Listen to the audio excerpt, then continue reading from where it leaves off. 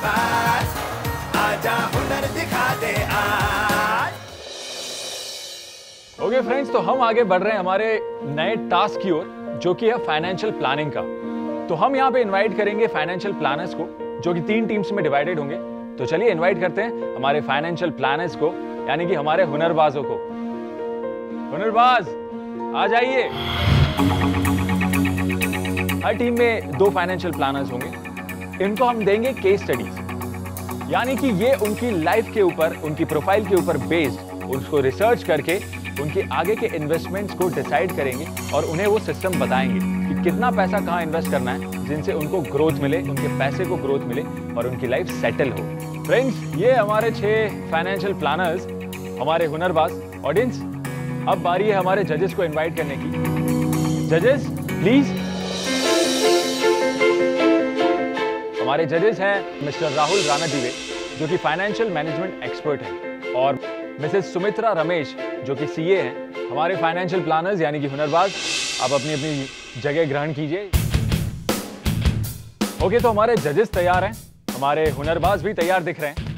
तो बुलाते हैं सबसे इंपॉर्टेंट, यानी कि हमारे इन्वेस्टर्स, केस स्टडीज को। Investors please. आपका बहुत बहुत स्वागत है हमारे शो हुनरबाज पे। तो बिना टाइम गवाते हुए हम अपना कंपटीशन, यानी कि हमारा ये टास्क शुरू करते हैं। हो जाए टास्क शुरू? ओके, तो इन्वेस्टर्स आप अपनी पोजीशंस लीजिए।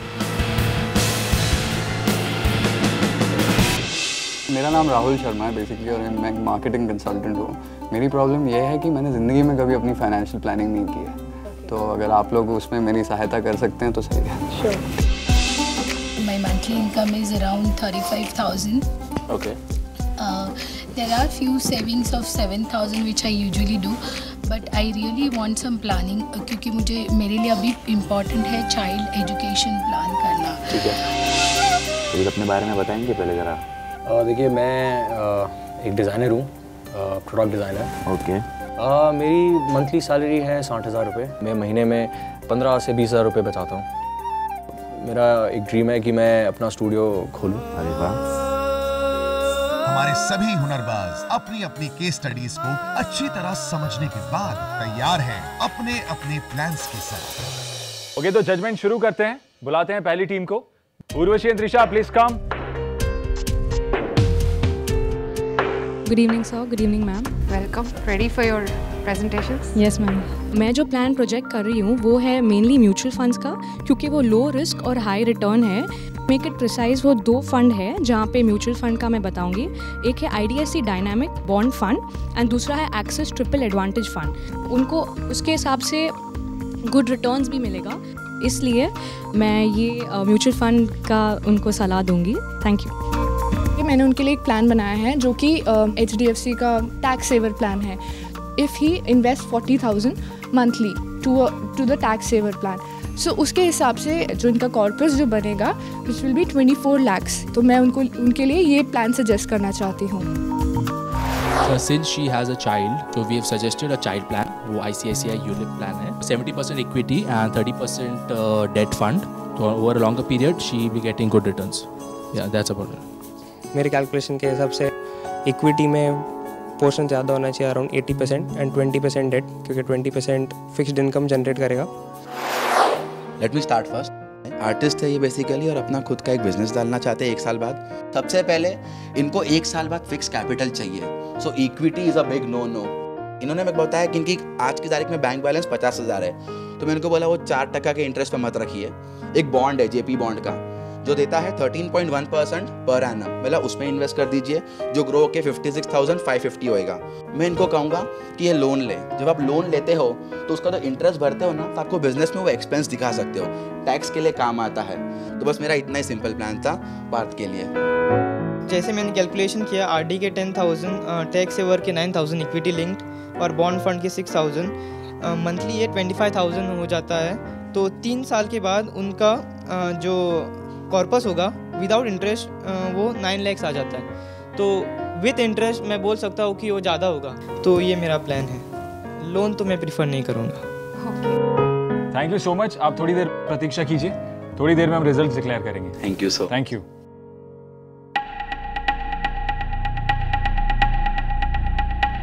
is good here. Yes. Mature thinking. And he's gone by the customer's requirements. Right. तो मेरे ख्याल से इन तीनों को follow किया। और अब बारी है रिजल्ट्स जानने की। जजेस? तीनों टीम में से तो पहली टीम में से तो I think the better presenter was Urvashi. Okay. More practical. Second team में the presentation was better with Sunny. So congratulations to you. And the third team में से the more practical presentation was Nilesh. Okay. तो सारे मुद्दों को देखते हुए हमको लगता है कि नीलेश का जो प्लान है वो काफ़ी अच्छा बना है और कॉन्ग्रेचुलेशंस नीलेश।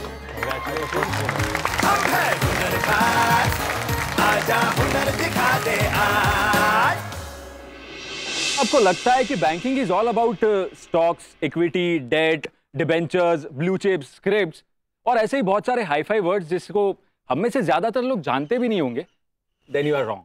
Sunny. हाँ? Let's just go and meet the counselor. हाँ यार, ये अच्छा आइडिया है।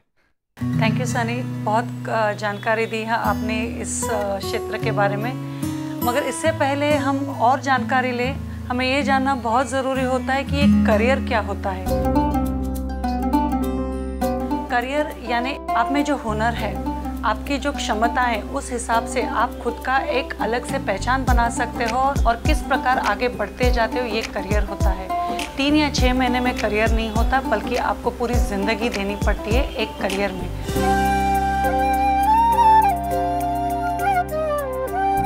एक ईमेल आया है जहाँ पर कृष्णा है जो लातूर से है, जिन्होंने ट्रेडिशनली कारपेंट्री सीखी है और वो जानना चाहते हैं कि आगे वो क्या क्या कर सकते हैं। एक ध्यान में रखिए कि यहाँ पर बहुत सारे ITI इंस्टीट्यूट्स है, प्रोग्राम्स है, जहाँ पर आप कोर्स कर सकते हैं और कोर्स करने के बाद आप खुद एक वर्कशॉप चला सकते हैं। और इंटरनेशनल कंपनीज़ होती है, फर्नीचर के जो कंपनीज़ होते हैं वो खुद ट्रेनिंग, सर्टिफिकेशन और वर्कशॉप्स कंडक्ट करते हैं। तो आप ऐसे भी वर्कशॉप्स या सर्टिफिकेशंस पे जा सकते हैं और एक ट्रेडिशनल जो ढांचा था उससे आप एक नई तकनीकी का इस्तेमाल करके आप नए फर्नीचर या नए खुद का बिजनेस और रोज़गार भी शुरुआत कर सकते हैं। Banking, finance and insurance sector बहुत सी अपॉर्चुनिटीज़ हैं, आप बहुत से जॉब्स कर सकते हैं। और बैंक्स के अलग अलग टाइप्स होते हैं, जैसे scheduled banks, private banks, foreign banks, cooperative banks हैं। इंडिया में मोर देन 184 टाइप्स ऑफ अलग बैंक्स है, 50,000 से तो ज़्यादा इनके ब्रांचेस हैं। तो आप यू कैन इमेजिन कि कितना सारा एम्प्लॉयमेंट अपॉर्चुनिटीज़ बैंकिंग सेक्टर हमें दे पाती है। अगर एक एंट्री लेवल पर जॉब करना चाहते हो तो 12वीं से शुरुआत हो सकती है और एक मास्टर्स लेवल पर। जब हम 12वीं की बात करते हैं तो अगर आप कोई डायरेक्ट सेलिंग एजेंट्स के अंदर आप काम कर सकते हो, जहाँ पर आप काफ़ी सारे बैंक के बारे में मालूमात दे सकते हो और कस्टमर सर्विसेज में आप डिपार्टमेंट में काम कर सकते हो। मगर एक प्रॉपर बैंक में अगर काम करना है तो आपका ग्रेजुएशन होना बहुत ज़रूरी है। यहाँ पर ये बिल्कुल मायने नहीं रखता कि आप सिर्फ एक कॉमर्स स्टूडेंट ही होना चाहिए, आप आर्ट्स या साइंस से भी आप बैंकिंग की तरफ जा सकते हो।